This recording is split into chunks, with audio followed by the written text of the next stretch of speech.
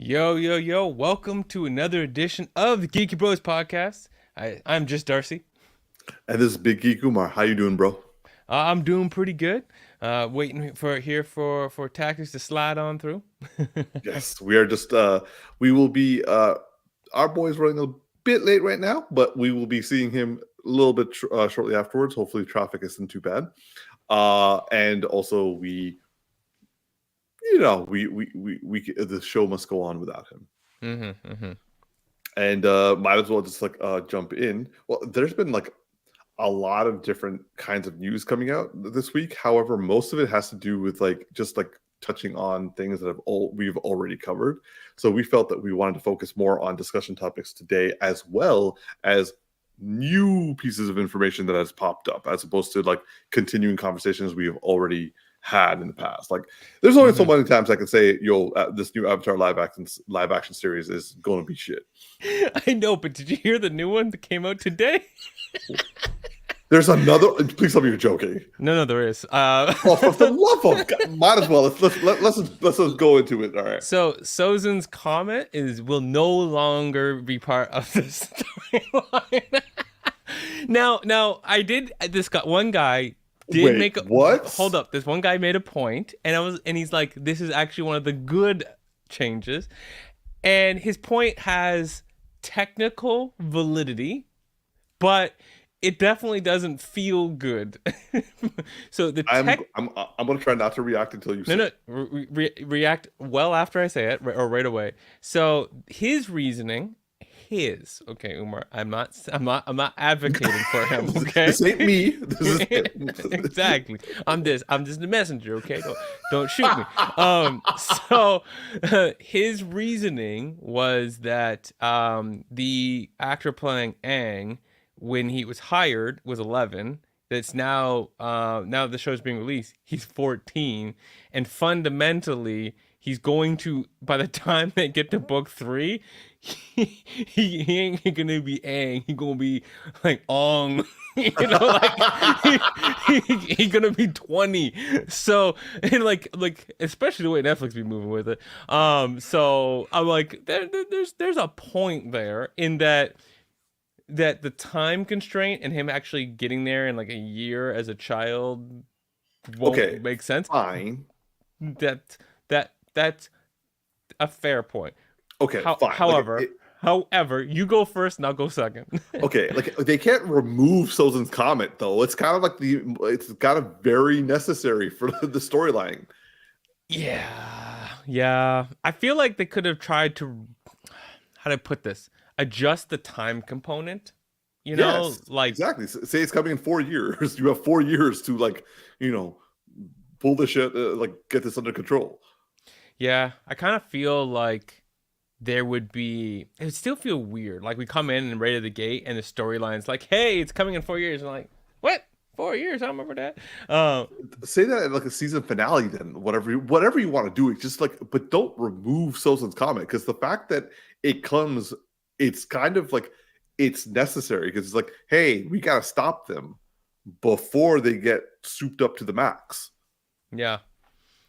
So, basically, the way that I have felt about this show for a minute feels accurately what the show is going to be, which is that the first Avatar movie was in name related to the cartoon. In name.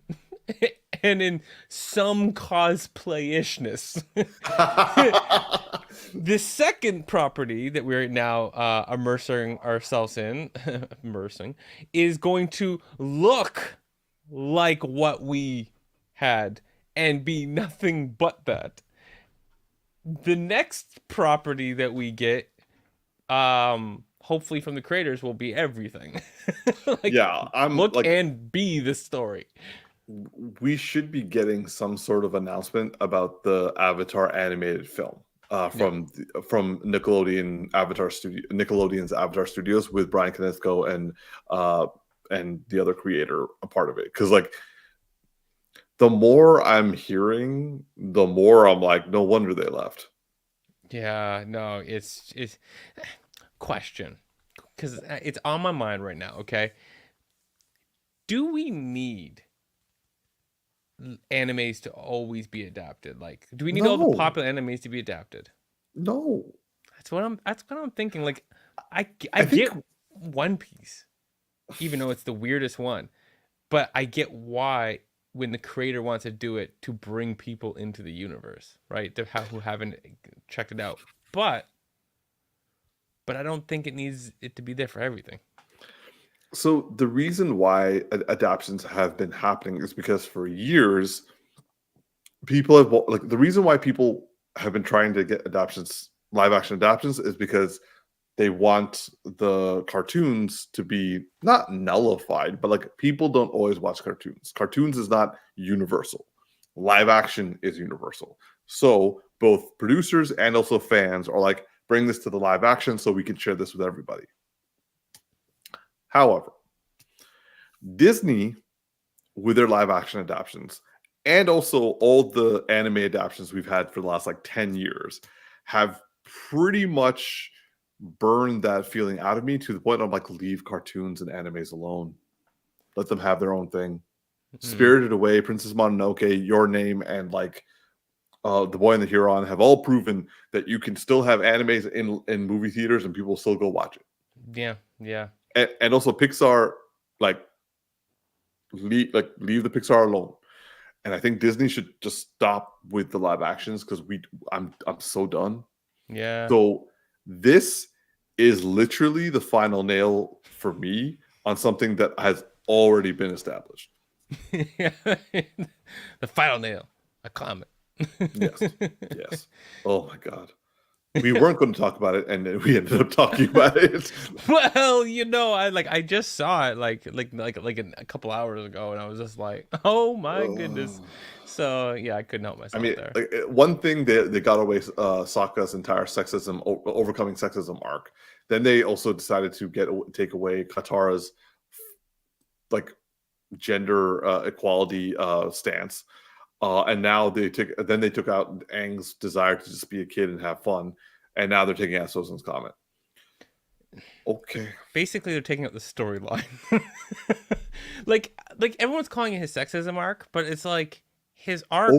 overcoming sexism. Yeah, but for me, it was just like it was more just like yeah, there was sexism, but it was a growth arc, and it wasn't like the guy was like prolifically sexist. He was just like a kid who took no, but I mean like it wasn't like we spent.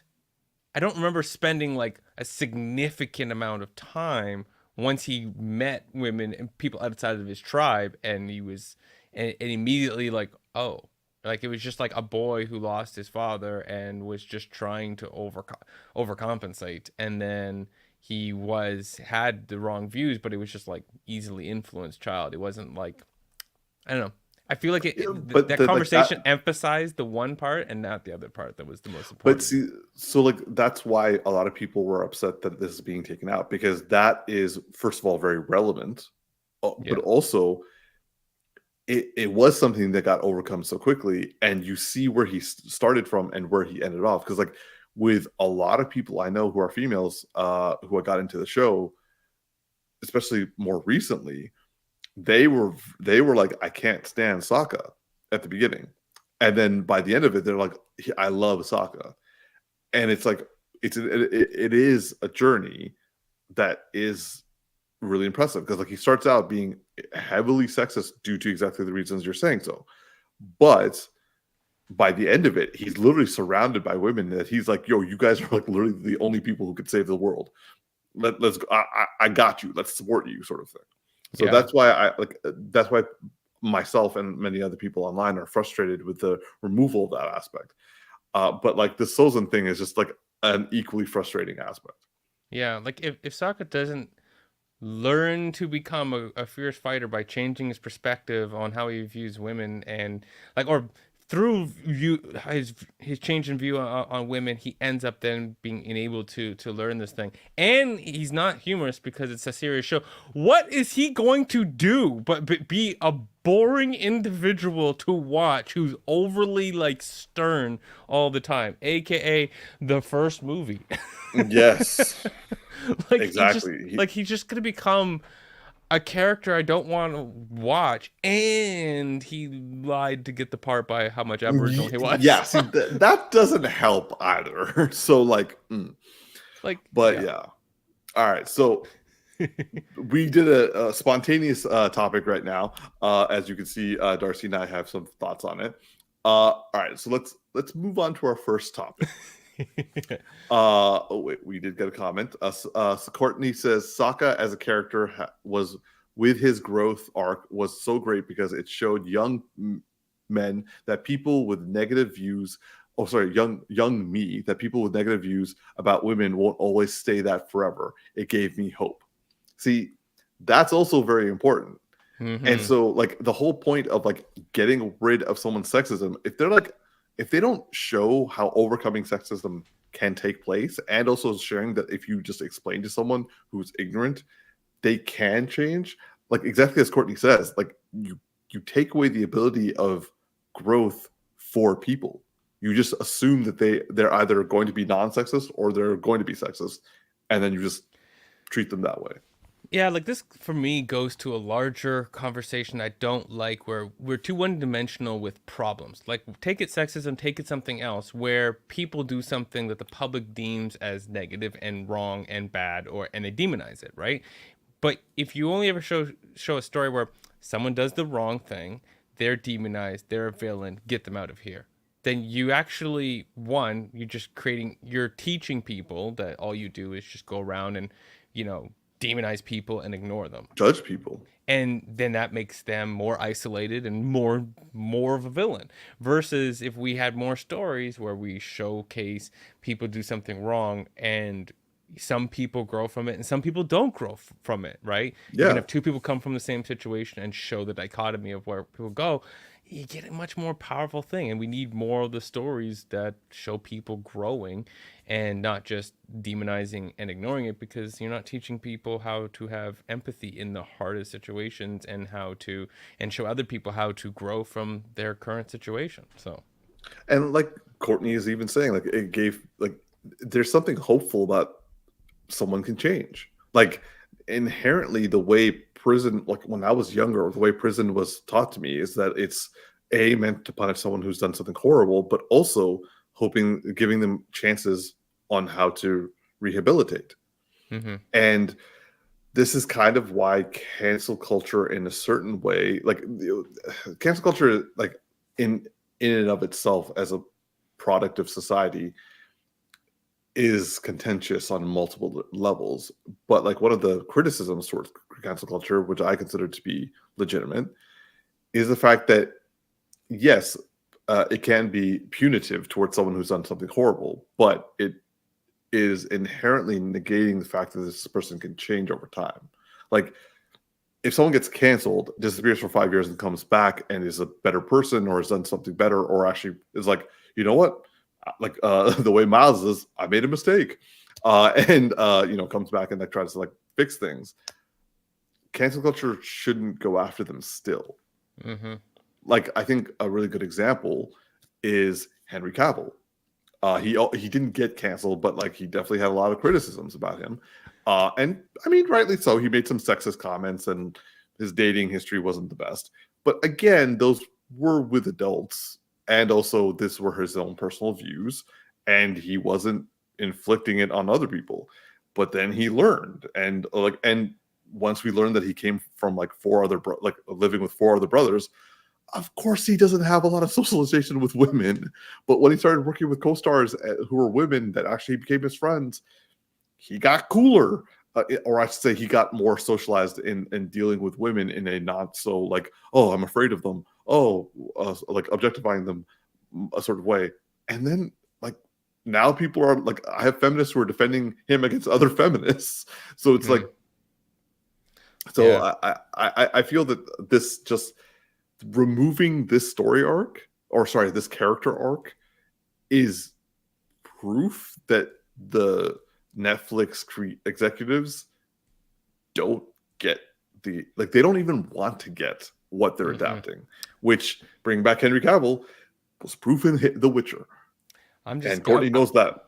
I'm just going to say, I think that Avatar is going to literally be, was it like 3 main characters, or no, 4, who are going to change in no capacity and just show up for cool, like, fights. Element fights. Yes, that's exactly what I think is going to happen. And that's not why this show was popular. But hey, there'll be wind. So yeah. They can blow gas up our backs. Oh, okay. Yeah. Anyway, so, okay. Our first topic. We are now officially moving on to our first topic. Wow. Is that called a rant? That was definitely a rant. I couldn't help it. Avatar news is rampant. So yes. Okay. So our first topic is having to do with a recently released trailer that dropped off just 2 days ago called A Quiet Place Day 1. Now, I didn't know, okay, first of all, I should just say I watched the first Quiet Place. I really liked it, but y'all know I don't like horror films, so I didn't decide to watch the second one because, I don't want to be scared. Oh, look who just joined us. Welcome, brother. Were you scared? What up? It's good to see you, T. Did you hear any of our rant on the way over? I caught the last little bit of it. Yeah, we angry. But anyway, so a Quiet Place Day 1 trailer dropped. It stars in my opinion, excellent and powerhouse actress Lupita Nyong'o, along with a fan favorite Joseph Quinn, and also I've loved him since Gladiator, Jimon Honsu. It is not directed by John Krasinski, but it is written by him, along with Michael Sarnowski. I have no idea who that is. Anyway, so he's directed some stuff before, and that's about all I know. Sorry, I don't know much about him because there's not much of him on IMDb. I'm looking it up right now. Yeah. Nonetheless, being fearful of horror movies and being resistant to wanting to watch the second one, this trailer, in my opinion, was pretty dope. And it's making me rethink making me rethink watching the second one so I'm prepared for this one. But at the same time, I don't think I'm quite there yet, but let's just say certain people will easily be able to twist my arm into making me watch this film based off this trailer, despite the fact that I'm a big scaredy cat.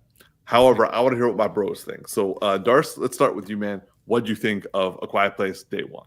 I love how you said scaredy cat and she's like walking holding a cat. That's you right there. First off, I don't think you're going to need to watch the second film because this is pre. So the first, literally the trailer shows that the first film is day whatever. Then this is going all the way back. So I'm but they could make a reference that I don't know. I feel like it's being an origin is gonna have to teach you everything all over again. But they could have stuff that how many prequels have we seen that where they touch on something that happens later on in the series? Maybe so. But regardless, I'm super jazzed about this. I mean, I've liked everything so far in this series. Like a lot of people, the first one had the stronger impact than the second one, but the second one's good. I've seen people rewatching it and stuff in different places, and I'm yeah, this film is fantastic. Switching up the cast, I think, is going to be just really good for one, keeping it fresh and expanding the universe. This is kind of a weird reference, but what was that movie J.J. Abrams the universe he was building up at that one point that just kind of got weird and didn't really go anywhere? Thank you, Cloverfield. And like this feels like a more successful version. I don't mean like Mm, Cloverfield, but like of mm. building a universe around like, hey, these aliens, but what happens around these aliens instead of it just being like an event of just watching the alien, it's all the people around it, right? And so we had two continuations of a family that were, or spoiler if we haven't seen the first one and the second one, but like the family's like protecting each other. The father has to sacrifice each other, and then what happens when the mother has to keep moving on by herself with like a newborn baby, right? Really tough stories, and two of the kids, but like newborn baby in a world where the aliens are killing you if you make noise. Yeah, New exactly. newborn baby, perfect mix. Like literally the inventions they had to come up with, like basically soundproof boxes to carry your baby that still get air in, like insane, right? Insane. Yeah. And so now going back to like the beginning, like what happened, that's really interesting. And you know what I really like, I really hope this movie hits, and this director, which we know nothing about. I'd heard of the movie Pig, which is the last thing he did with Nicolas Cage. I heard people talking about that. It's trash. I didn't. I did watch not hear what was the results, so that's not helping me. Don't watch it. Well, that's not exciting. Oh, I am looking forward to your part on this in a second. But I hope this movie lands. I'm hoping that maybe Pig had a bad writer and John Krasinski's a better writer.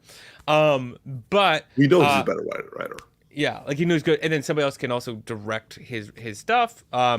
And because like one, this movie could be great. Obviously, great actors, and then two, I would love to like explore a different part of the world, right? Like what happens when you look at this in like a highly congested city, right? Like what happens, Yeah. like shortly thereafter in like a Cambodia and India, like a place that's like really into just a massive amount of people, right? And Yeah. in like small vicinities where like infrastructure is different. And then what happens when in those environments, right? Whether you're doing day ones or you're doing like day 25s or whatever it is, I just think it's like I love seeing these things, but they always focus too much on America, and I want to see them explore something else, because the same concept in that place at a certain point with a proper story can be like, it can feel completely new all over again. And they hit the whole planet, so it's not like Cloverfield where it's like very specific locations with these things. It's like it's just everywhere, so you can just keep expanding different places. You could go day 2000 in this part of the world, and it's like kind of looking like things are going to be better, and then it's not, and what happens, kind of a thing. Or what about oil rigs? Everyone will be like, what if you live on an oil rig, you might be fine. Would you? Let's answer that question. I don't know. I like the universe building, and I just hope this movie hits so that we keep that going. Yeah. T, let's go with what Courtney is saying. Since we all live for your hot takes, what are your hot takes on this? I like the trailer. I've liked the series so far. I have kind of like a not so fond memories of the second one, just because. Hello, you guys all went. Oh, okay. No, I can hear you.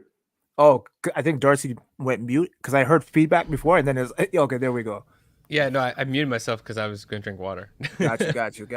Yeah, no, so I have not so fond memories, just because when I watched the second one, it was the same time that I did that one chip challenge that nearly killed me. Dude, you were in the fetal position and throwing up. No, I didn't throw up. I did not throw up. Sorry. Are you trying to tell us that you don't really like the movie because of the one chip challenge? No, because when I watched it, I wasn't able to like fully enjoy the movie because of how much agony I was in afterwards. Yeah. That is some bad reinforcement, man. And then I'm not one to get like nightmares, but the chip did something to me, and like I started seeing these the creatures in my dream, and like I started attacking my girlfriend in her sleep or in my sleep, and so yeah, it wasn't the greatest experience. But the way she told me, you weren't attacking, you were defending yourself. She just happened to be next to you. Yeah. So yeah, I definitely have to go back and watch the second one again. but sounds like a bros night. I'm Yeah, down for Bros Night. I'm down. We still have to do that in the Goofy, Goofy movie. movie. Yeah. And That dude, is such a weird combination of movies to watch. Hey, which order do we go in? A Quiet Place Part 2 and then Goofy movie, or the other way around? Well, it can be a nice little palate cleanser for Umar since he's so scared. Yeah. So But you wait, hold on. Question: You've seen Starship Troopers, right? Like back in the day. Oh, so good. I saw that recently, like in the last 8 years. I love that movie. And what did you think of that movie? That movie was dated.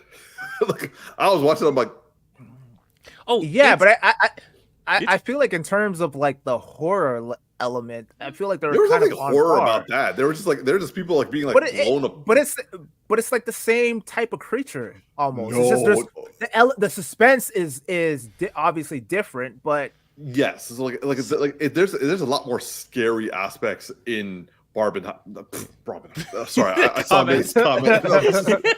Pin Barbenheimer. That was so good. Barbenheimer was so much scarier. No, oh my god, A Quiet Place was terrifying. Also, I was in the theater when I watched that. Like, no one could make a sound in that movie. Yeah, and so fantastic. Like that didn't help matters. Like I was like sitting there like nervous, and then like someone like had a chip, and everyone was like, Did I watch that with you? Because I like that happened to me. Like I was trying to eat popcorn. Everyone's theater was like that. That happened to everybody. That was like comment sections upon comment sections. People were like, "Yo, I was the asshole who had the nacho." you know that like I was timing like whenever there would be loud scenes. I'm like, because I'm like, no. It's like just someone in this movie better take one for the team so I can enjoy my chips. The second they talk on screen, we all eat. We all eat when they make noise. Okay. Yeah. Oh, like when he was by the waterfall, people just started like, just get it, just get it in. Oh man! But before you leave off the Starship Troopers thing, when we watched that Tactics when we were young, it felt like a horror element, but I've rewatched it like 7 times as an adult. It's an action movie. It's not horror at all, and ironically, it's meant to be a parody or a commentary against like utilitarian or like the capital.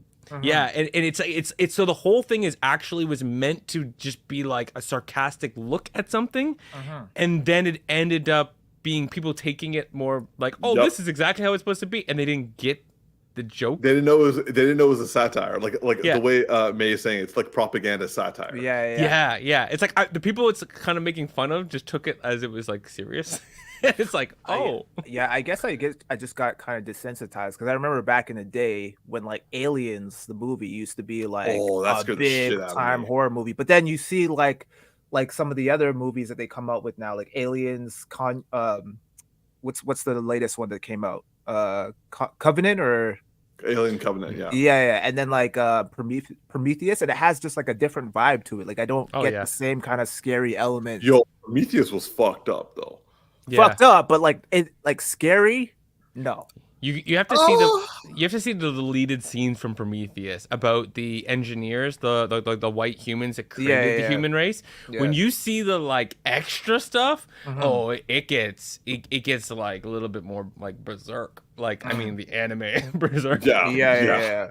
Anyway, T, like thought like the trailer. Yeah. So the trailer I found really fascinating. The fact that it's like basically day one, as the title suggests, is really interesting to me because since the first 2 movies, I've been curious as to like where these aliens came from and like what is their MO and like how many of them are there out there, and it like Darcy said, it'd be interesting to see how other countries are kind of handling this invasion essentially, right? Because I think similar to like COVID in a lot of ways in terms of like how different countries around the world like kind of handled the situation a little bit differently and got different results as a result of it. So it'd be interesting to kind of see it from that perspective of like, okay, like how are different countries now dealing with this onslaught of aliens coming down and pretty much creating anarchy everywhere. So Yeah. Question for you guys: do you guys actually want to see like a backstory and an origin as to where the creatures came from and like what they're all about, or would you like it to be kind of remain kind of mystique and not reveal?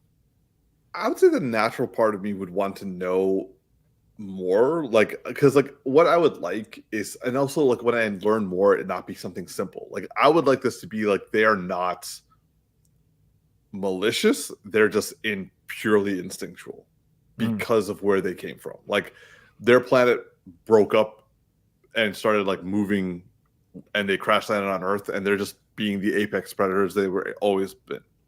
So it's not like an evil thing; it's just instinctual, Right. but I would say I kind of like the idea of seeing more the effect that they have on humanity. Like I like for example, the line in the trailer where it says, watch how now learn how the earth went silent or went quiet. Yeah. I like that. I like saying, okay, like how did people learn to shut the hell up? And I mean, you have Digimon Honsu, Lupita Nyong'o, and oh god, Joseph Quinn, all three good actors working together with a good script, potentially, hopefully, with a good director.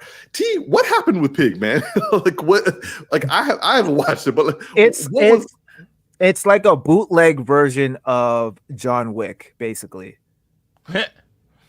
Not And what I was gonna be. I actually I would have much rather watched The Beekeeper than Pig over and over again, if I'm being completely honest. I just like how they're both like not animals, because like obviously bees, but just like how it's like, you know what I mean? Like it's like I would rather watch the beekeeper over the pig. It's like, okay. That's an interesting statement to be.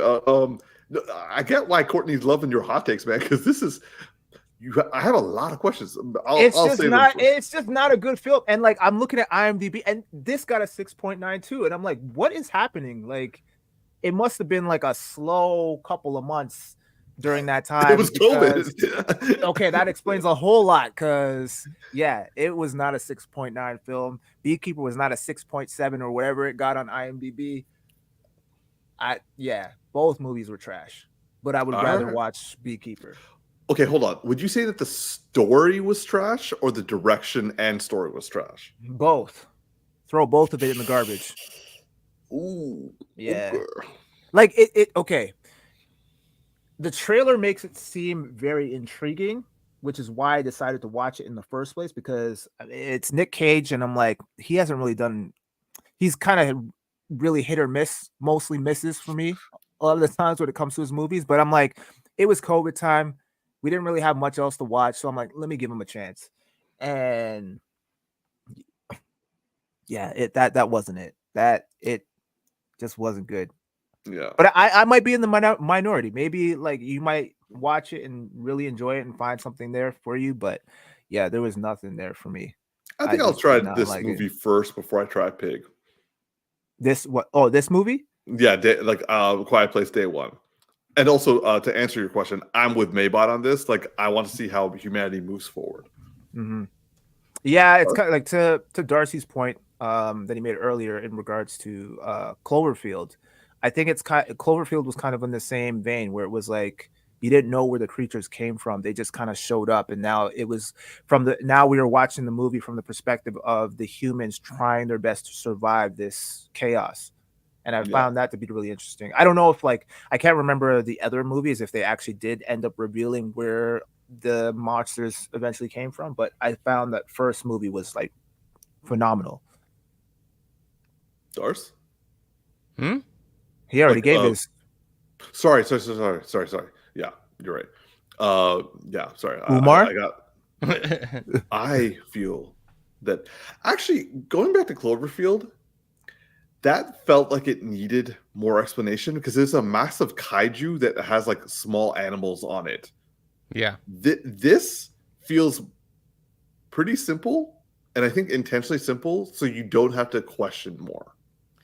Yeah. But I think what worked for Cloverfield was the fact that it was like found footage Yes. It was a found footage film, right? And so it kind of worked in that regard because it had that going for it, as opposed to like if it was like shot similar to this, then you'd kind of like it kind of takes you out of it because now you're like, okay, well, what the hell is going on? Yeah, because like Cloverfield was set up to be that. Like it was set up to be a mystery of massive alien, like you said, kaiju proportions. But this isn't set up to be that at all, right? This was making horror around an element, right, which is sound. Yeah. Right, and then we had the other one that did C, but that didn't work very well. Someone made a comment about like watching C from like a first person perspective, like the whole movie's just black. But anyways, but yeah, like when you play off the element of sound, because most movies like horror films do this thing, or suspenseful films, like they just keep ramping the volume, right? So you're like, dun, dun, dun, dun, you can feel it, bah!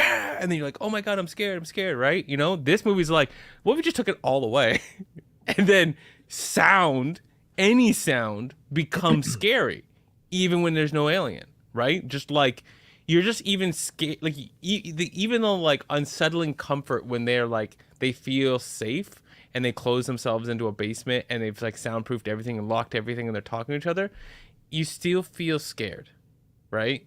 And so like that's what that's about. So like the very just different premises of like story. Yeah, you made a really good point, Darcy, because like as someone like myself who's watched his fair share of horror movies, like they all have a common trope in terms of the music, right? Like where like for instance, like Insidious, like what they'll do is they'll play like the strings of a violin and like they'll ramp it up and they'll make it seem like something like scary is about to come with the music, but it never happens. The scary moments always happen when there's dead silence.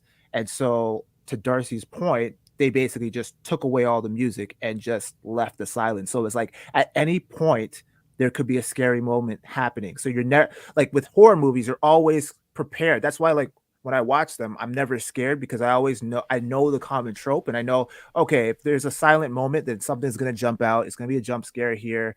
And it's always paint by numbers. You already know what's going to happen. But with this, it's so unpredictable because it's just silent the entire time. There's no music that kind of safeguards you and prepares you for what's to come. You know, I'm going to play off something really interesting. So I watched this like YouTube short of a game developer. You know, I'm a coder. I like to watch other coders talk about stuff. And he was talking about like, you know, those like top down games like Pokemon back in the day on the Game Boy. So there's like somebody made something like that, but it was it's like a horror type game, right? And he was talking about typically in everything that's horror, you do like the build up of the sound, and then you get the person's adrenaline up, and then you do the big scare, and you allow the person to release the adrenaline, and then their body calms back down, and then you have to try to do that over again, and it's hard to do that many times and make them get bigger, which is why climaxes tend to feel like they suck, because if you do it too good in the beginning, then the person can't get their adrenaline back up. This one game did something that was like really messed up. So you like go into this room and there's like this like quiet sound kind of building, and it's the heartbeat of the character, and it keeps beating louder, and it keeps getting like louder as you're going in, and so you're anticipating something. And then you get to the moment where you think is a precipice where it's going to release, and it just stops. And then you think something's going to happen, something's going to jump out, and it doesn't. And then you just leave the room. And then you play for another like 4 hours, and they'll have moments of stuff, and they'll never actually fulfill on the adrenaline release, and you're stuck with the adrenaline in your system the entire time. You can't release it. It's stuck there. And that's very kind of like a similar thing. They do release it though in this one, but it's like the idea of like getting somebody built into a feeling, and then when they think that something's going to happen, you reverse it and you just screw them over, and you make them sit there for the next like 2 hours like, what? Nothing. No. So yeah. All right, so like I guess like I'm looking forward to checking this out. I'm not opposed to a bros night watching this along with Goofy Movie and also Dune Part 1. Okay, that is too much in one night, bro. Also, those are 3 very different films. Yeah, I'm actually planning to rewatch Dune 1, but like on my own time when I can pause it if I feel like I need to and I don't feel rude to nobody, okay? Yeah, same. But like, didn't you want me to like tell you like all the backstory stuff? I just can't sit through all that in one night, bro. It's not gonna happen, okay? No, You, no, you want me to sleep I'm again? joking. I'm joking about the fact of us watching all 3. There's no way we could watch all those. Like, no, we'll do A Quiet Place and a Goofy movie. I'm a lot happier. All right. Moving on to the next topic. So we have discussed a lot about Daredevil Born Again. We have talked about how we have, well, I should say more how Tactix has continually manifested. Dude, you should teach classes on manifestation, because like everything he's wanted for this show has happened. They shut it down. They got rid of the people who were running it, got new people, and also got all the cast back, and also got his bullseye back. Now, we have now seen some pictures of Karen and Foggy back. We're all happy about it. Like she cut a picture. There was a picture of her cutting cake on the set of Daredevil Born Again. I'm glad she got a job again. I'm glad we got Karen back. But this week we got pictures of Daredevil in his costume and Bullseye. I'm going to hold my thoughts until later.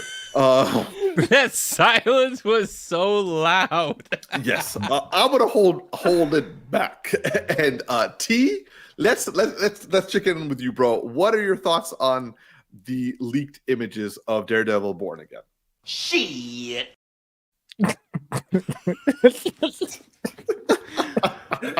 So okay, in all seriousness, I'm reserving judgment just because these are leaked set photos taken from like someone's phone, I'm assuming. Yeah. And so usually when it comes to set photos and then you see it how it's supposed to look on screen, it often looks a lot better. So I'm holding out hope that that's the case with this. The Daredevil suit, I'm like 50-50 on it. Like, I'm not like loving it, but I'm not 100% hating it either. I like where they were going with it. Yeah, I mean, it's just okay. But Bullseye's costume, man, that is some bullshit. Cause it looks like my man shops at Value Village, and like that. Like, I don't know what they were going for with this exactly. I can tell you what they're going for. Kick ass. Yeah. He looks like purple kick ass. That's all it looks like. Oh, now that you Yeah. said it, I can't see anything. Yeah. Other than that. Yeah, you can't unsee it now. Yeah, I'm so only I'm hoping that this is his first like costume, like just like but Daredevil's first costume was dope. So like, I don't know. So here's the thing, like I know they're trying to be very grounded, and perhaps the original suits from the comics would probably look a little bit too campy here. So they're trying to kind of make it a little bit more tactical looking. This ain't it. Like, No. this is not it at all. But the Netflix show was absolutely tactical looking. Like yeah, the costume he already had. Lord, Yeah. he looked like he like the guy who made it took inspiration from Captain America. Okay. yeah. I mean, again, I don't absolutely hate the Daredevil one, but I loathe the fucking Bullseye one. That one is terrible. I just want it to be his day one outfit, and then he just like is like, But this ain't working. But so here's the thing though, like, and they kind of did this with in Punisher, when I think it was the second season, when his friend is supposed to become Jigsaw.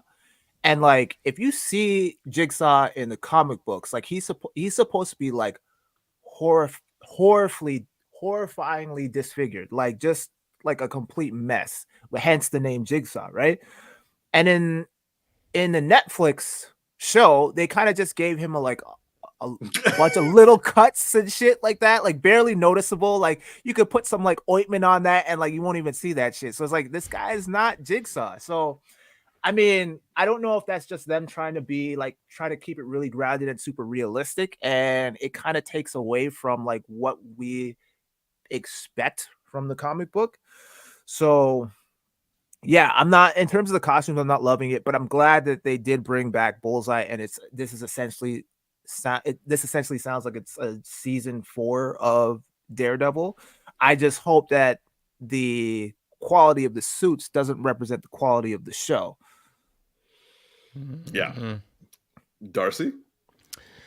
Yeah, so yeah, that Bullseye outfit misses the mark. Yes, it does. He had to. Yeah, yeah, it's rough starts. Like, you know the best Daredevil. Ooh. I mean, I'm not gonna be mad at some. You can see the eyes, because like that could be CGI stuff later. Like they're just doing it for the stunt guy to actually see what he's doing. Like that could just be the stunt guy, and we're not gonna see his eyes throughout any of that, and they'll just CGI if they need to.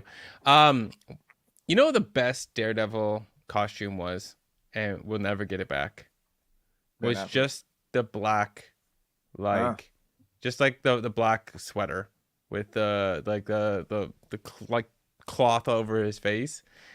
For me that was always peak, because even in the first season when they introduced the suit, it was cool, but it all of a sudden lost that like level of groundedness that it had, and it just like didn't quite go the same way for me. So but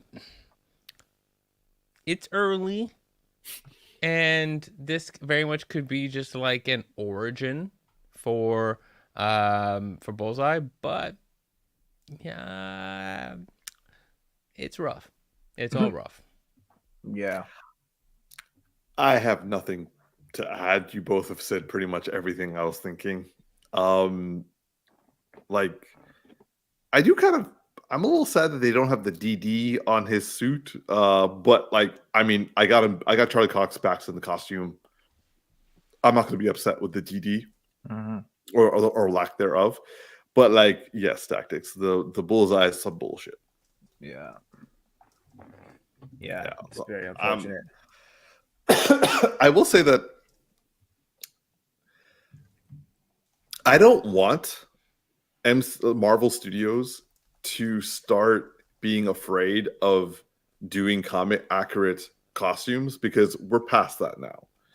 And the interesting thing is, like Iger has made statements this past week saying that, Daredevil Born Again and X-Men 97, the cartoon, aren't going to be the only revivals that take place. There are more coming down the line. And I'm like, okay, I don't know what that means exactly. Also, if they do that, are they going to want to pull their punches the way they're doing? But like, again, like having that reaction just solely based off the Bullseye, hopefully first day outfit, and then like it progressively gets better. I mean, significantly better, hopefully, throughout the season. But I don't know what Marvel Studio, like, they've admitted that they've messed up. They've also admitted that they're not going to be trying to do like just throwing shit out now. They're going to be slowing it down and focusing on real stories, and like focusing on the stories and the characters. So that's good. And it kind of feels that's what they're doing here. But I also at the same time don't want them to do the Perlmutter thing of don't do costumes. The costumes are stupid. We got to make it more grounded. But that's not true, because one of the things we love is the costumes. Like, how many people are going to be saying, "Oh, we watched Avengers Endgame and we're pissed off that like Captain America had a comic costume"? That's not realistic. I want them to do comic accurate. So like, give in. So that's just me. So Courtney is saying, "Oh, it's so stiff. It makes him look like a plastic action figure. Hopefully, better in motion." I mean, we hope so. We really, really hope so. I'm not going to write the show off just because of this aspect. They've made a lot of very good corrections that were needed to be done. So hopefully, this is just like stage one. He's back. He snipers someone, and then like decides he needs to get his own costume because it worked so well the last time. Like something along those lines. But let's hope that this bullshit will be turned back into Bullseye. Agreed. All right, moving on for our next topic. Now, this is where we are going to start having discussions on what could be, what should be, and what might happen. Matthew Vaughn, who is a director who just released the Argyle movie, which is not really me selling him great because apparently that movie tanked. But like he's got some. He did Kingsman. People love that. I wasn't a big fan of it, but people love that. He did. Oh my god. He did X-Men First Class. People love that as well. He did and given what Darcy was saying earlier, he did the first Kick-Ass. I think he did the second one too. So Matthew Vaughn is a kind of hit or miss sort of director. But he's been making some statements towards the DCU, which I'm not like really listening to because like, what does he know?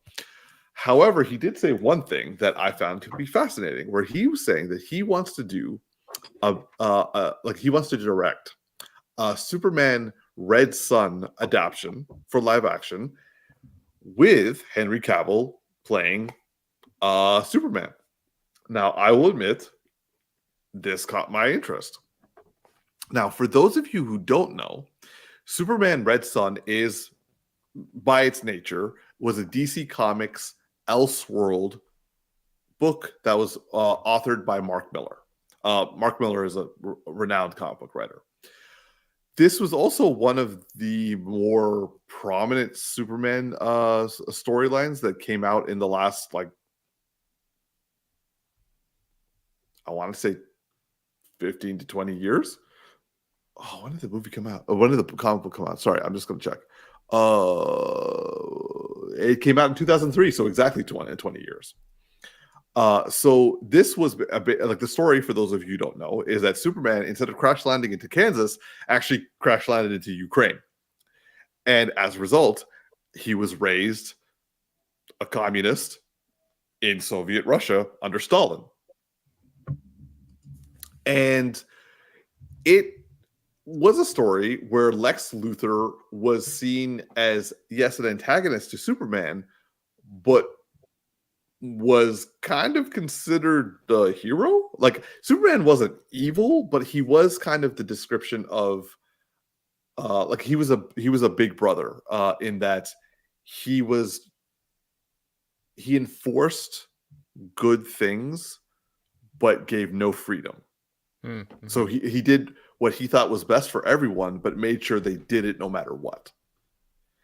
And while the Soviet Union in this story thrived and America kind of was struggling, when they elected Lex Luthor as president, he then went like full toe-to-toe with Superman, and also Wonder Woman got involved, who she had the hots for Superman at one point, and then was like upset with him because he didn't give a shit about her. Luthor married Lois Lane, and then they like worked with Pete Ross, and then they kind of like worked with Batman to kind of like fuck over Superman with Brainiac. It was this whole it was a very interesting story, multi-layered, lots of politics, lots of interesting like ideas for classic heroes and villains. And it did quite well. Now, for me personally, given the fact that Peter Safran and also James Gunn have left room for Elseworld movies to take place, like we are getting with the Batman 2, and also the Penguin series, this, I think, is a really fucking good idea to do, especially with Henry Cavill as Superman. A lot of people are upset that he's gone. He wasn't happy that he was gone too. But if Vaughn gets what he wants and is able to do I mean, Henry Cavill will have to do a Soviet accent. But I don't think that would be too much out of his wheelhouse. This would, in my opinion, be a really good idea. And if Vaughn got a good scriptwriter to work with him, I think he would do a really good job directing this. But those are all my points of view. I want to hear what my bros have to say. So, T, let's start with you. What do you think? I too like this idea. I like the idea overall of having Elseworld stories because one, that gives us more. It essentially just gives us more content to enjoy. And two, you're not kind of pigeonholed into like sticking to like a particular formula or like similar to like Marvel where they had to follow the whole Thanos storyline, which ended up working out in their favor in the long run. But I mean, it's also risky because I mean, look at what happened with Marvel and who is Jonathan Majors character Kang. again? Kang, yeah. And how that all panned out. And now they're having to kind of like scrummage around and try to revamp everything now. So I think if you have Elseworld stories, like one-offs that don't necessarily build to anything, but are kind of like self-contained within the movie, I think that's a great idea. I am 60-40, 60% on it actually happening because the fans want it. Happening? The likelihood of it happening. Like the fans want it. Henry Cavill wants it. He did dirty like with the whole Superman thing, and like I don't think he really got his time to really shine as the character. And while we'll probably never see him as the Clark Kent that we were hoping for or that they were building up to, at least he can have call it a proper send off or call it like a new kind of contained thing or whatever. But I think the guy deserves to don the cape in any capacity at least one more time. And I think this would be a good idea, especially if they are leaning more towards the Elseworld stories. Then like, why not, right? I completely agree. Darce? Yeah, in general here, I'm really open to seeing, one Elseworld stories. I think that's great. I like the idea of more content, but again, not getting stale. I like the idea of this Red Sun. I think that Henry Cavill would be able to really pull off this character. I'm wondering about Matthew Vaughn being the right director for this. I think he's done good stuff, but I don't know if the way I envision this movie being the way that he would do it, but I also could just be like seeing it kind of off. But overall, though, I would really like to see Henry Cavill do an Elseworld Superman story, just so he can get something like kind of to like, just give him that one good thing that the fans and everybody would want. And I'm also kind of like thinking here as a posing question: is there another Superman movie that you would want him to do that could be, self-contained, one-off and whatnot? Like, I don't know why I'm thinking of this, but like Superman versus the Elite is like another story that I'm like, I really like. I don't know if it's 100% Henry Cavill, but it was just something that like kind of came to mind. I would prefer, honestly, Kingdom Come. Mm-hmm. Because like it's an older Superman, which would work in his favor. There's nothing wrong with him like putting some gray in his hair and acting older, but it's also one who is, I wouldn't say lost faith in humanity, but like definitely wary. For me, I don't know. Maybe not necessarily his own movie, but if they were ever to do a Batman Beyond movie and have him show up as like a cameo, as like an older seasoned Superman, that'd be dope. Like similar to like when they had the Starro episode. Yeah.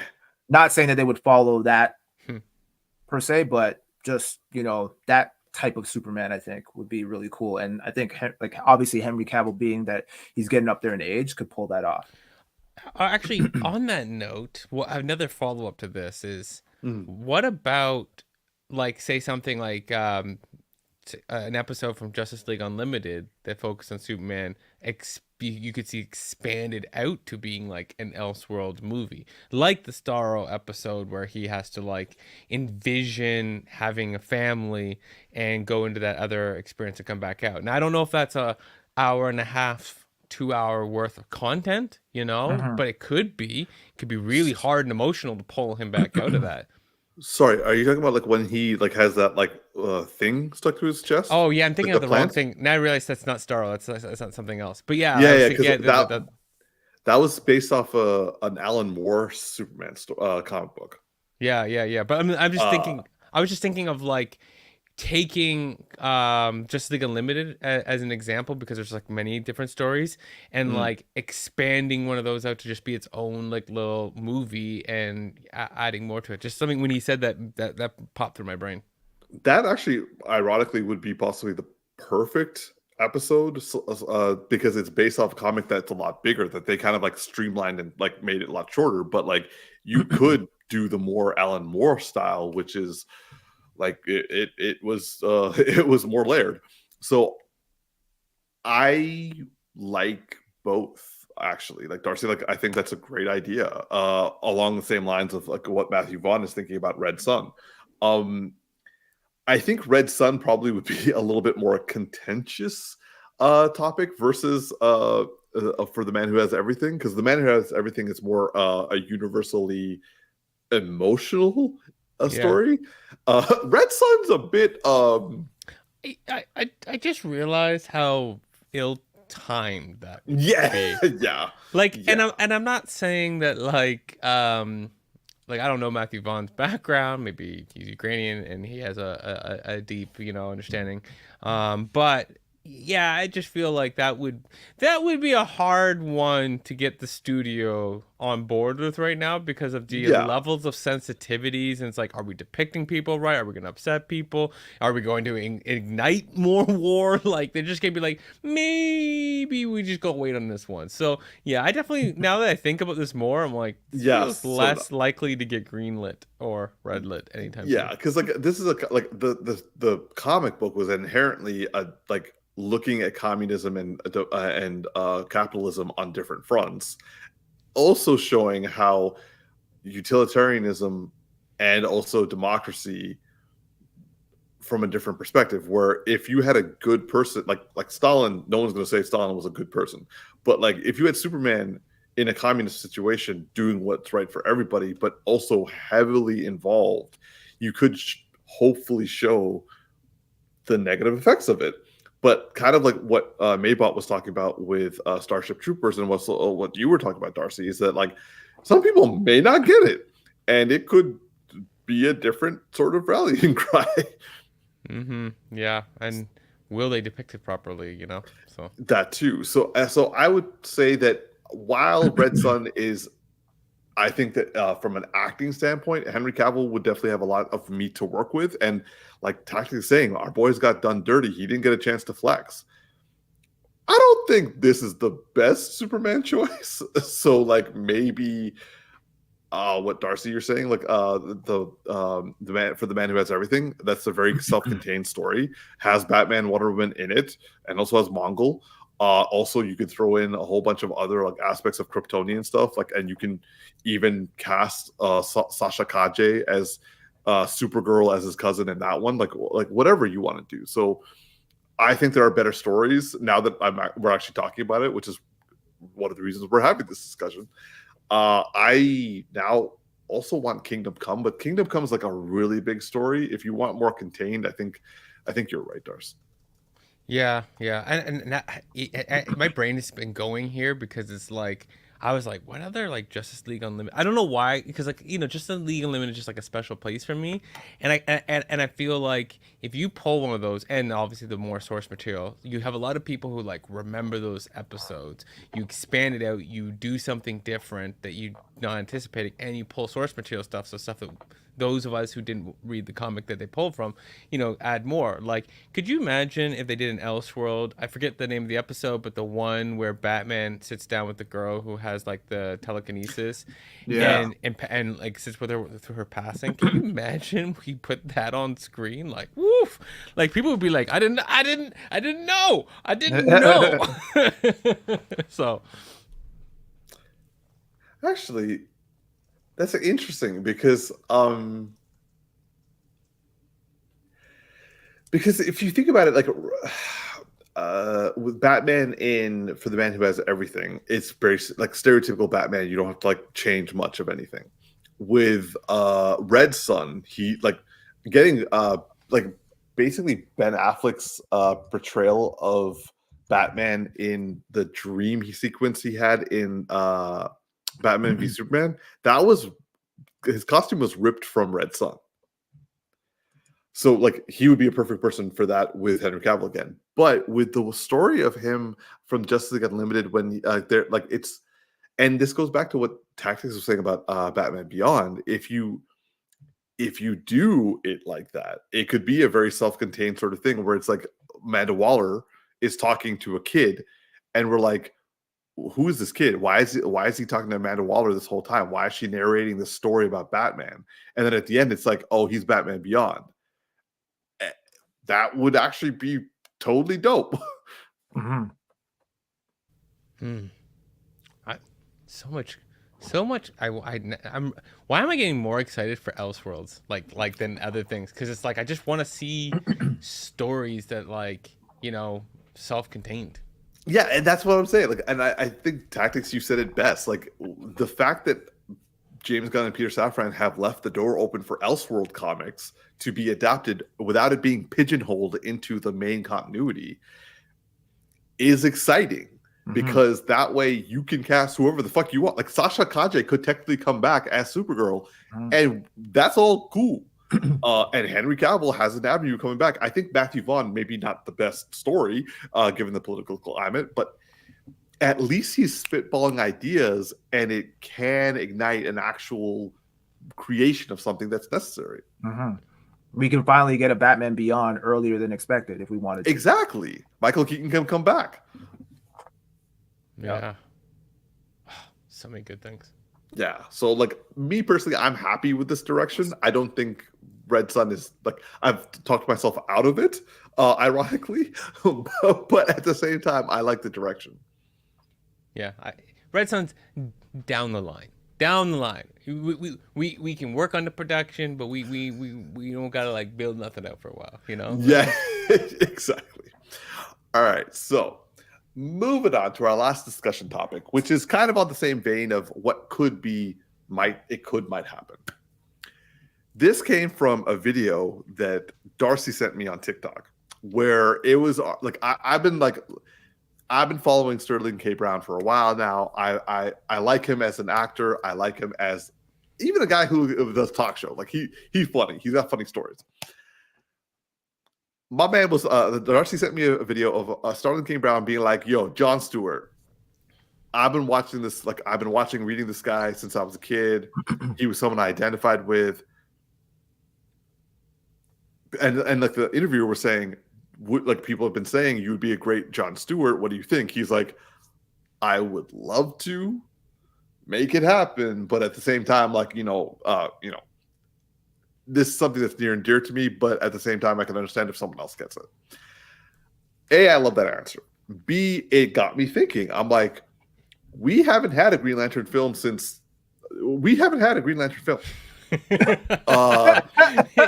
There's a person you can ask, and they will heavily deny it ever existed. Can you guys still hear me? Yeah. Okay, yeah. So like, so I want a new Green Lantern film, and I want it to be about Jon Stewart. So I thought we could talk about and brainstorm some ideas of how would we that to the live action. I want the one where he's dating hot girl and then has to explain when he's like dating the other girl. That's the story I want. I'm totally kidding. I think we lost Umar. Yeah. Well, Tactics. Are you down for Jon Stewart? I am, but I'll be honest. Outside of the Justice League and Justice League Unlimited show, I don't really know much about his backstory. I mean, when the Justice League formed in that show, it was kind of like they like not I, from what I remember, they don't give a lot of backstory into all the heroes' origin. They kind of just like they just show up as a group and then they start fighting evil basically. So Yeah. I'm actually more familiar with Hal Jordan. Hal Jordan's storyline because they actually had the animated movie, which I found was dope. Like I think it's First Flight. Yeah. And I was really hoping that Ryan Reynolds, I mean, what am I talking about? There was no Green Lantern movie, but if there was a Green Lantern movie that was starring Ryan Reynolds back in the day, I would have hoped that they would have followed that First Flight storyline because First Flight I found to be fantastic. In regards to Jon Stewart, I would just love to see him, mainly because he's black and we need more black superheroes on the big screen. And he was always a very interesting character in the Justice League and Justice League show as a result of that. And I know you were joking, Darcy, but I kind of want to see the hot girl relationship. Like, I kind of want to see that a little bit show up on screen. I just think that would be pretty funny. But from what we do know, he did have a military background. So obviously we would, I mean, at least for me, I'd want us to explore that and kind of and also an architectural background. Yeah, but how like with Captain America, how like in the first Captain America, like they show how he basically proves himself worthy of taking on the role of Captain America. I kind of foresee a Jon Stewart movie kind of in that same fashion of like what makes him stand out above all of the other soldiers that he is fighting alongside, like where he's deemed as worthy to don the ring of one of the Green Lanterns. But in terms of the storyline and like the villains, like I'm not familiar with Green Lantern's villains other than Sinestro, so I wouldn't even know where to take the storyline. But yeah, I mean, I got ideas for that, but I'm going to talk about it after Darcy goes. Yeah. I mean, I love Jon Stewart. I love that he was always like a leader type. In Justice League Unlimited and Justice League when he was around everybody.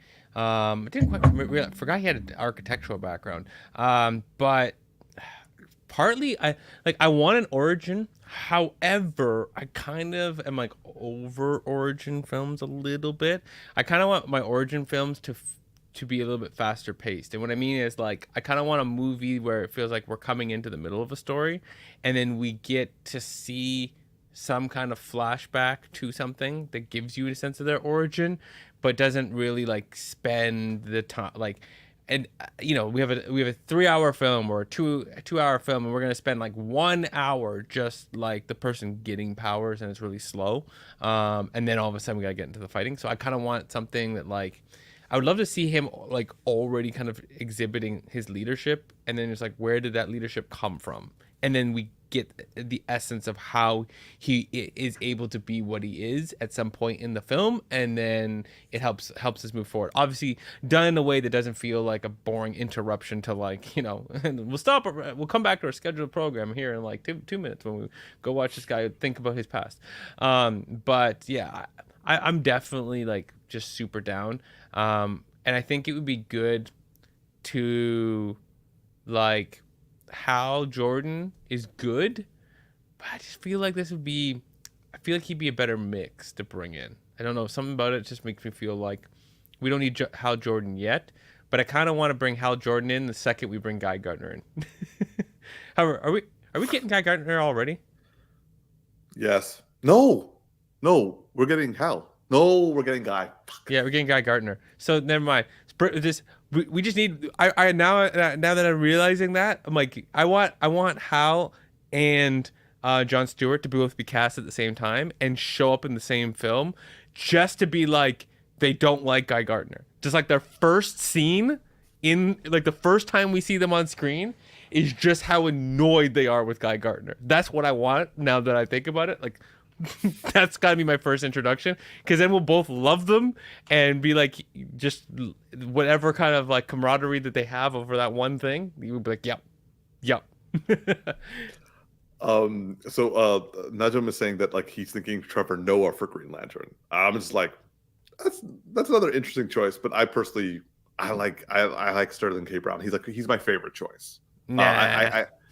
He is not Trevor Noah for me. No, that is a hard pass. I'm sorry. Okay, so just a little bit of background for people who don't know. Like, Jon Stewart actually was like, he came on in the comics in the early 70s, so he's been around for a long. Ooh. Sorry, for those of you watching, Tactix put up a really good conglomeration of Jon Stewart options. There's oh my god, his name just popped out of my head. Common as Jon Stewart. There's the dude in the middle, looks familiar. He's the guy from American Gods. Yeah. Is that who's the one on the right? No idea, man. I just find these images and put them up. He looks kind of like the guy from, but not quite, from the Black Lightning. Kind of looks like him, but kind of not. Okay. Anyway, so Jon Stewart came out in the 70s. He was meant to be kind of like a substitute Green Lantern for Hal Jordan. He grew up in Detroit. He came from like a modest beginnings. He joined the military, but his mother was against it because she didn't want him to be part of the a military industrial complex. He went to school. I think they had him be an architect, and then they retconned it that he was like a veteran, because he was going through veteran issues when he got back. So it's like he has an architectural background, but also they focus more on his military background. So it's like, depends on the writer, talk about whatever happens. And like he's a community man. Like he wants to protect the community. He's had dealings with the police before and after he becomes a Green Lantern. So he was made as a political figure, and also to kind of be the backup, and also even at times a more evolved version of what Hal Jordan was, in terms of becoming a Lantern. In terms of villains, I wouldn't mind staying away from like the stereotypical Parallax and Sinestro stuff. I would want to go like, I'm kind of thinking this, and it's just probably because like I'm used to trilogies, a three-part story where like the first story is he gets the ring, he's dealing with people on Earth while learning how to do the ring, and also comes against I think it was like Dr. Polaris. He's like a Magneto, but like slightly more psychotic version of Magneto, as as someone to deal with, and like let there be metahumans, and he just joins in the fray, and that sort of thing. I want the second movie to be like him actually going to Oa, going to space, learning about the Guardians, and also dealing with the Manhunters, and kind of like going back to what you were saying, Darcy, about like I didn't like the first season of Justice League, the animated series, but like the Manhunters were there, and like he had to deal with them. And it kind of be like, the Manhunters are out of control.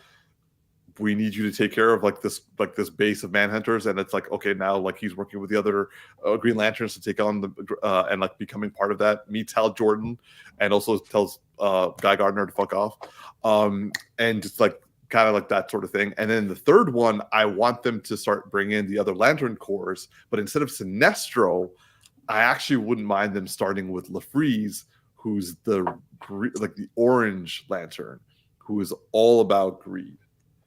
And like he's so greedy, he just kills people with his ring and takes their essence as part to make part of his army. And he's constantly holding on to the Lantern battery. So that's how I kind of want to see things. I don't know who to cast for like all those other ones, but like, because like that's a lot of different characters with a lot of different storylines throwing in. But that's kind of like how I want to like see a Jon Stewart Green Lantern Elseworld, or actually, it doesn't have to be an Elseworld. It could be like part of the mainstream continuity. I have a question for you guys. Yes. Who is your number one pick right now, and who's your runner up? I have two people for to play Jon Stewart. Okay, so my Hell no to The Rock. where did that come from? Hell no. Oh, you the second I asked that question, you're like, oh, I know what this next line is. Let me So you're telling me there's a chance? No. Not allowed near the DC. Nothing. Oh, I think we should also like. Well, no, The Rock is mine, but like I can see Tactix. His hell no is Aldous Hodge. Oh fuck no! Get him the fuck out of here! No way! oh my God, Eldest, who? No. Aldous Hodge. Like he was Hawkman in the. Oh, you know the funny thing is like he maybe could actually play that role, which is the worst part. So Negro, please. I can see that. I can see that happening, and you would just be like, you'd be like, I hate Guy Gardner. I hate Jon Stewart. All right, so okay, Darcy's is The Rock. Hey, hell no! The hell no's. Yeah. Our hell no's are Darcy's is The Rock, Tactix is Aldous Hodge, and mine is Michael Ailing. I thought you said Michael Ealy, bro. I was like, wait, what? No. These are our hell no's. That light skinned dude? That's what I'm saying. Hell no to him. Oh yeah, you actually, Umar. I know you're just trying to throw the Michael out there because it's for fun, and we all agree on that one. That's a universal one. But I have your true hell no for Jon Stewart. Oh no! Don't you dare! Don't you dare! Don't you dare!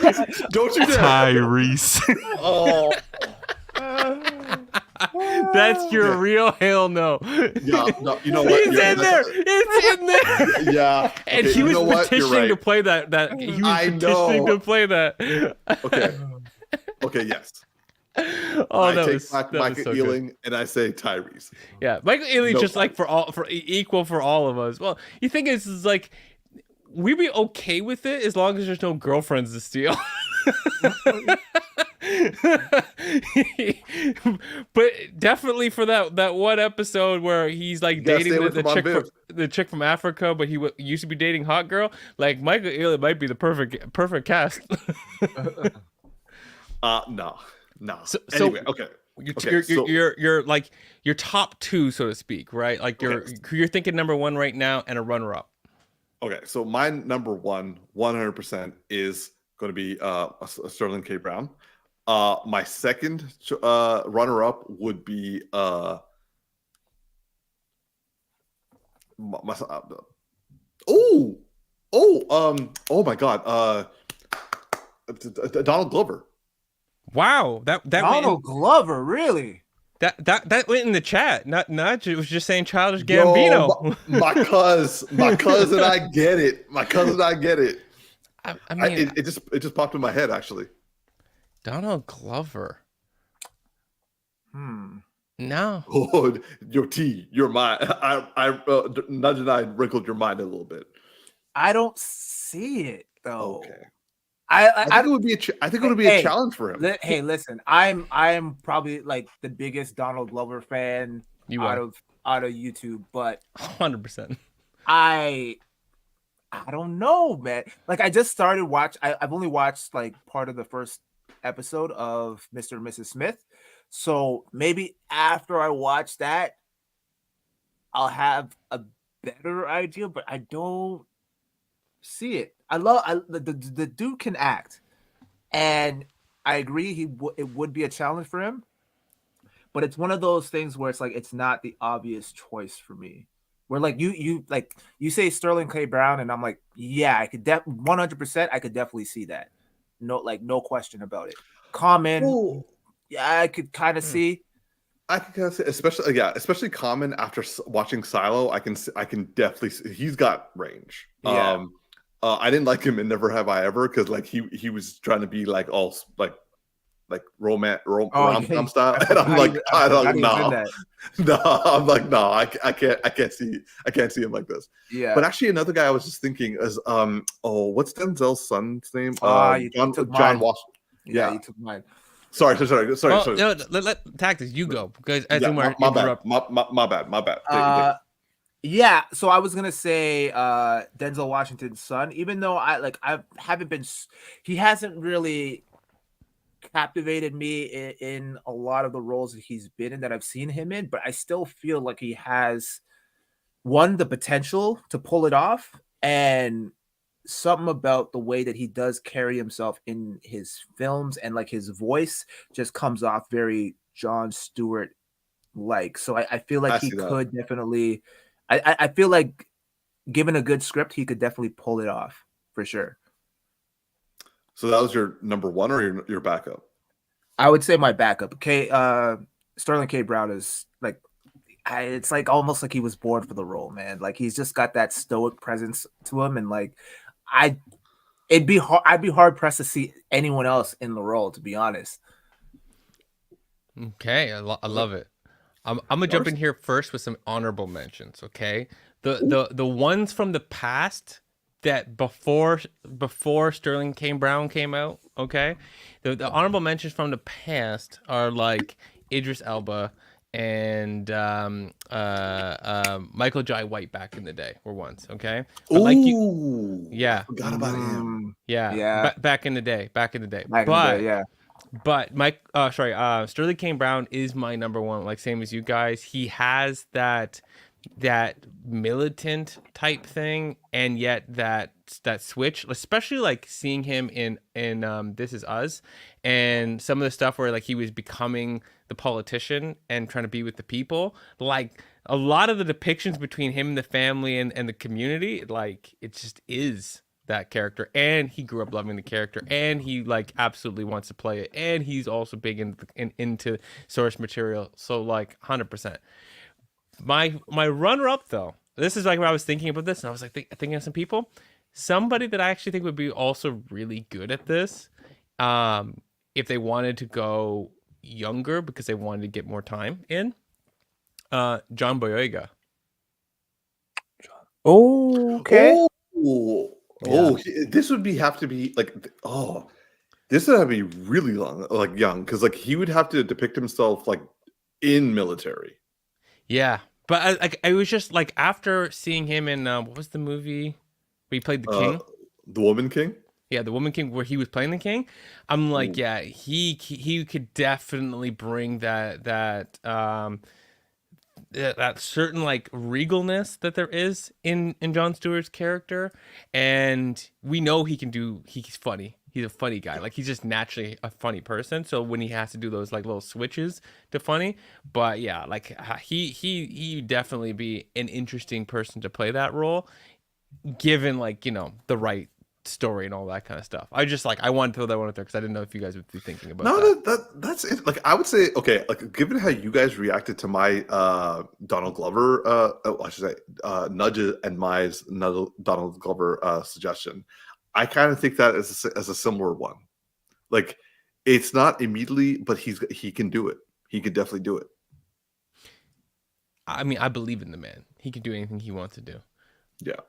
But, I think like I'm gonna throw in as an honorable mention of like back in the day that could have done it was Digimon Honsu from Gladiator. Yeah, of course.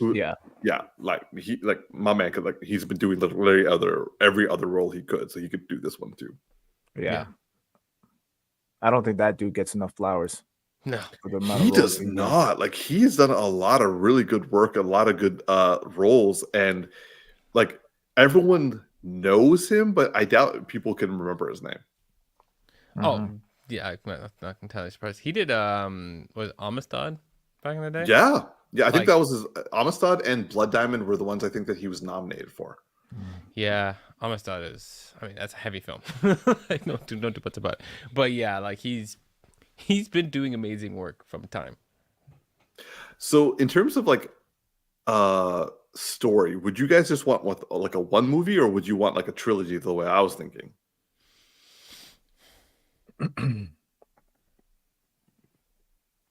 It's By the way, hard because sorry, go on. no, I was just gonna say it's hard for me to answer that question just because I don't know. I don't have a lot of depth of knowledge in regards to Green Lantern. So, I mean, to say I want a trilogy, it would just be kind of like me just say it just for the sake of saying it because it's superhero related. So, I don't Okay. know. I would have to kind of see how the first movie goes and then just be like, oh, okay, like this is strong enough for me to want to see where they can take this as a trilogy. Like, Oh, sorry. sorry, for instance, like Guardians of the Galaxy was like a prime example of that. I knew nothing of those characters, but I went in blind watching it, and then I was like, okay, yeah, I enjoy this. I would love to see more of these characters, and then it ended up being like a fantastic trilogy overall. So yeah. Okay. Dars? At this point, and this is gonna be like a fundamental thing with me, as we head into the DCU and what I think is coming, is that I don't really want slow building anymore. So the idea of the trilogy and and like he's trying to learn his stuff around the planet and deal with that stuff in like the small story, it's not quite what I want, because it feels like we're just gonna build up a slow 10-year MCU. I want this to feel more like Justice League Unlimited, where I want to see him already interacting with other heroes as how we get introduced to the character. And I wouldn't mind there being like let's say the first film is focused on him, or the second film, but I kind of want to see him introduced in a bigger story, and then we go into this a film that's more focused on him. But I like the idea that, like, yes, we might pull one or two characters, kind of like how Justice League Unlimited might have like a Batman episode, and then they might need the help of like just like Green Arrow, right? Like that's it, you know. I want the world to already kind of be established, the universe to be established, and we have a story that needs to be more focused on him, and he may or may not need somebody else, and it's not required, it just is whatever it needs for a story. And it's not about the interconnectivity. I just don't want it to feel like slowly building to a thing that I gotta wait 10 years to get into something interesting. And I just feel like I've seen enough, like he's learning his powers, and how does he balance that with, I've seen that too many times at this point. I just want to be bigger stakes, but I don't need big blue light coming down from space and we're like trying to save the earth every time. I just mean like bigger emotional stakes and more complex morality stuff being depicted. And I just want to, like, he's established, he has powers, he knows how to generally use his powers. He may be early, he may be advanced in his career, but I don't need it to be year one anymore. Honestly, like given what you're saying, Darcy, like there's no reason why they can't. And also this kind of goes back to what you were saying, Tactics. Like I know you're using it as an example, but like merge both of your ideas. Why not do like a Green Lantern John Stewart movie where it starts off the way Guardians of the Galaxy is? We had like a short introduction where it could be like an intro scene of him getting the ring, and then like the next thing you know, like 2 years later, he's in space and he's dealing with all these different like, because like we kind of had the same thing with Guardians of the Galaxy. We were seeing a lot of different aliens, a lot of different worlds, and it was like hopping from one place to the other, and they're like telling you as it goes on. And it kind of goes back to what you were saying, T, about what you loved about Green Lantern First Flight. It's kind of like not a fish out of water sort of thing, because like by this point there's a time skip. So like just like Peter Quill, he knows how to navigate stuff, but it's still early enough that he's still kind of like learning the full extent of his abilities because he's finished boot training with the ring, sort of thing. Yeah, I guess I'd be for that. I just want to say that I like Nudge's suggestion about a possible TV series, which eventually leads up to the Lantern War. I feel that would definitely be like in the vein that you don't like Darcy, because that would need a natural progression, because it's like, okay, here's the Green Lanterns, here are the Yellow Lanterns, okay, now all the other spectrums are coming. But again, like, I think that's like, if they wanted to do a series, there's a lot of meat there in the Green Lantern universe, or I should say the Green Lantern franchise, for them to like make a TV series out of it, just like with Batman, just like with Superman, just like with the Flash and all the others. But I think I'm thinking more film related, and I'm glad that all three of us are thinking Sterling K. Brown, because like, he's just so awesome. But yeah, like, I still like my trilogy idea, but well, that's because I'm like biased towards it. But I also really like your suggestions as well. Appreciate it. All right. Yeah, thank you, man. All right, so T, for those of you who are watching on YouTube, I'm sorry for the ones listening that you're missing T's excellent selections of Green Lantern John Stewart images, fan art that he found online. Some of them had us having some severe reactions, aka The Rock and Tyrese. But anyway, I'm going to volley it back to UT for our closing remarks. All right, well, we want to thank you all everywhere, wherever you're watching or listening, for tuning in once again. Please join us next Friday, same time as usual. I'm your boy Tactix. Just Darcy here. And this is Big Geeky Umar. Live long and prosper, everybody. Please like, favorite, and subscribe. Tell your friends. And also, see you next Friday.